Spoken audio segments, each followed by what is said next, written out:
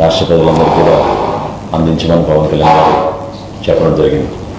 ఈ సందర్భంలో దేశవ్యాప్తంగా చాలామంది, మన రాష్ట్రం నుంచి కూడా అనేక నాయకులు, గౌరవ ముఖ్యమంత్రి గారు, భారతదేశ ప్రధాని నరేంద్ర మోడీ గారు కూడా ఇంతకుముందే పవన్ కళ్యాణ్ గారితో మాట్లాడి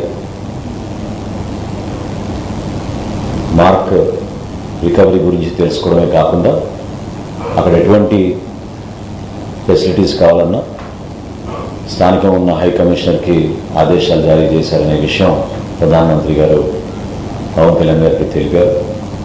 మనస్ఫూర్తిగా ప్రధానమంత్రి గారికి జనసేన పార్టీ నుంచి, మా పార్టీ అధ్యక్షుడు పవన్ కళ్యాణ్ గారి నుంచి ఆయనకి ప్రత్యేకంగా ధన్యవాదాలు. ఈ విధంగా స్పందించి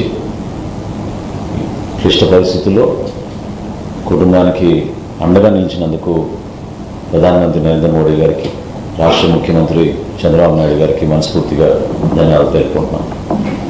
మార్క్ కండిషన్ డెఫినెట్గా అవుట్ ఆఫ్ డేంజర్, ఇబ్బంది లేదు. ట్రీట్మెంట్ కొనసాగించాలి. ట్రీట్మెంట్ అప్డేట్స్ వచ్చిన తర్వాత తప్పకుండా మీ అందరికీ కూడా మా పార్టీ వర్గాల నుంచి మీకు సమాచారం ఎప్పటికప్పుడు అందిస్తూనే ఉంటాం.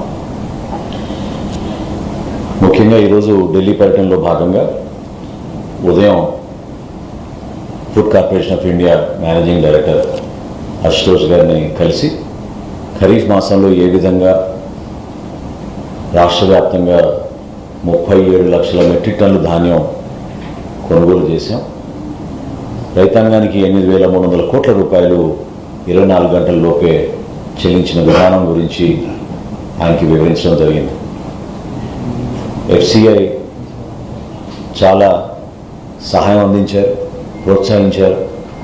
రాష్ట్రంలో ఉన్న ఆర్థిక పరిస్థితిని దృష్టిలో పెట్టుకుని కూడా ఎప్పటికప్పుడు రైతాంగానికి మేము అందించే ఈ కార్యక్రమాల్లో ఇబ్బంది కలగకూడదనేది వాళ్ళు పూర్తి స్థాయిలో సహాయం అందిస్తూనే వచ్చారు.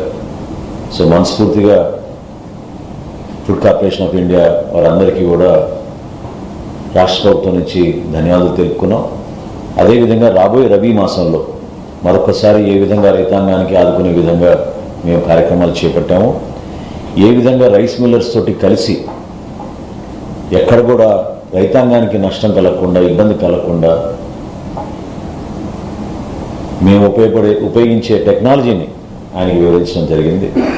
గిడ్డంగుల విషయంలో కానివ్వండి, తేమ శాతం రిజిస్టర్ల విషయంలో కానివ్వండి, GPS డివైసెస్ ఏర్పాటు చేయడం విషయంలో కానివ్వండి,